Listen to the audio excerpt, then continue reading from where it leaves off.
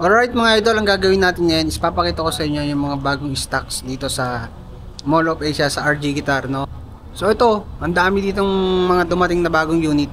So ito, una sa lahat, papakita ko muna sa inyo. Ayan. So yung mga gig line na Broadcaster Special Edition. Alright. So meron din dito ang Vibecaster. Ayan. Tapos yung hinahanap ng karamihan, Tone Master. Ayan. So merong 2 knobs, 4 knobs, tapos special edition. Ayan, no? So mga electric guitar yan mga yan. Punta tayo dito sa harapan mga idol. Dito mga naka-display na. Ayan. So itong special edition din, naka-gold. Tapos meron dito 2 knobs lang. Ayan o. Diba? Tapos ito yung Tiger na hinahanap din. Tapos ito pa 2 knobs din. Ito nakita nyo na ito kanina.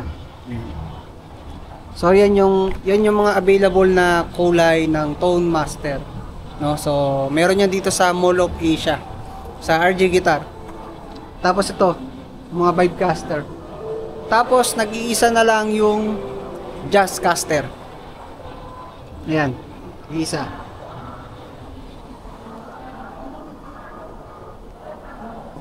Gigline Special Edition, no? Tapos ito Telecaster, Broadcaster, ayan.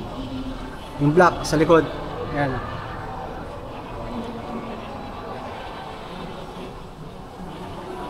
So ayan yung mga unit na bagong dating pagkatapos ng sale ng RG Guitar, no? So yung mga basic meron sa baba. Ito. Ayan, then meron din sa taas na mga basic.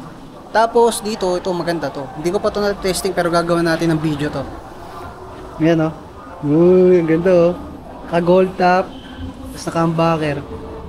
Tapos ito, yung deluxe ng boost breaker. Tatlong hardware ng humbucker. Tapos meron siyang whammy. Panay push-pull yan mga idol. Yan. Ay, dito pala. Yan. Ito, ba't nandito? Yun. Oh, tatlo. Tapos ito, hindi siya na po push-pull. Pero tatlong push-pulls. Tapos ito, Centennial.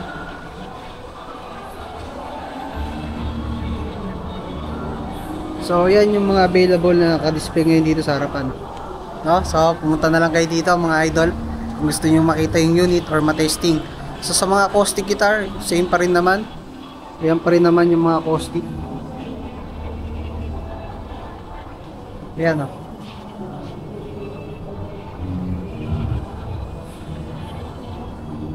So, sa keyboard, ganun pa rin. May mga nabawas nga lang dito. Ayan. Nawala na dito yung weighted key na keyboard. Yung donor na tag 30,000 may get. Na dito nakapwesto. Ayan. So, yan yung mga bagong stocks ngayon. Sa acoustic na exotic wood. Ayan. Siyempre, Taylor. Ayan. Tapos, yung super vintage na 5-in-1 ng RG Guitar. Diba? So, punta na lang kayo dito mga idol. Kung gusto yung ma-testing yung mga unit na type nyo, hanapin nyo lang ako. I'm Chris, no? So, hanapin nyo lang ako, Chris, o kaya tawagin nyo Zeus, or kung ano man gusto nyo tawag sa akin, no? So, nandito lang ako sa Mall of Asia, no? Sa RG Guitar.